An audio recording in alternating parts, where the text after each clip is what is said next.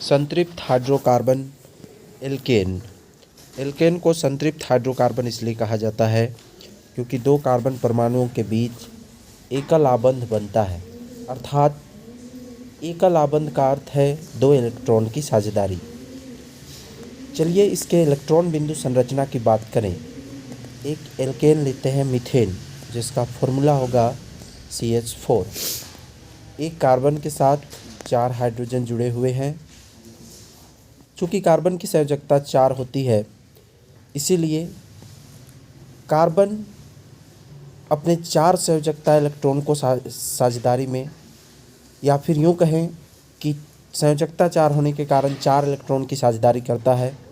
प्रत्येक हाइड्रोजन के साथ एक एक इलेक्ट्रॉन की साझेदारी होती है। हाइड्रोजन की संयोजकता 1 होती है, इसीलिए प्रत्येक हाइड्रोजन अपने एक इलेक्ट्रॉन को साझेदारी में डालता है। इस प्रकार कार्बन और हाइड्रोजन के बीच एक एक जोड़े इलेक्ट्रॉन की साझेदारी होती है, जिसके कारण कार्बन और हाइड्रोजन के बीच सिंगल बॉन्ड बनेगा। इसी तरह से एथेन के इलेक्ट्रॉन बिंदु संरचना की बात करें तो एथेन का सूत्र होता है C2H6, कार्बन 2 हाइड्रोजन 6। प्रत्येक कार्बन में 3-3 हाइड्रोजन जोड़ देंगे।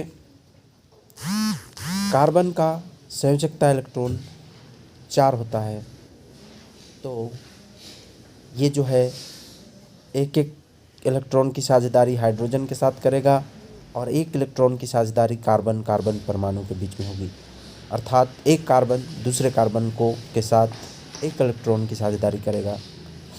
और इस प्रकार से हाइड्रोजन अपने एक एक इलेक्ट्रॉन की साझेदारी करेगा, तो प्रत्येक हाइड्रोजन और कार्बन के बीच में एक एक जोड़े इलेक्ट्रॉन की साझेदारी होगी, और इसलिए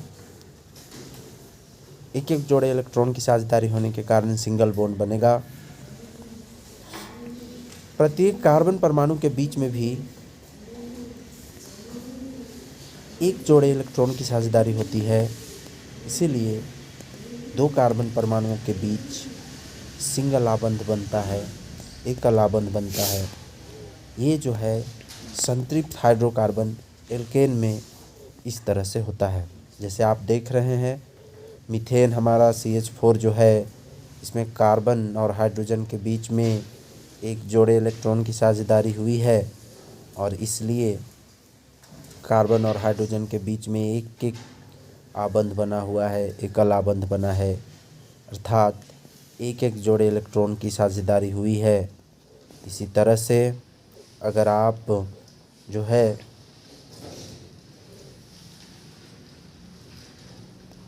एथेन पर देखें तो एथेन का भी यही आपको नज़र आएगा।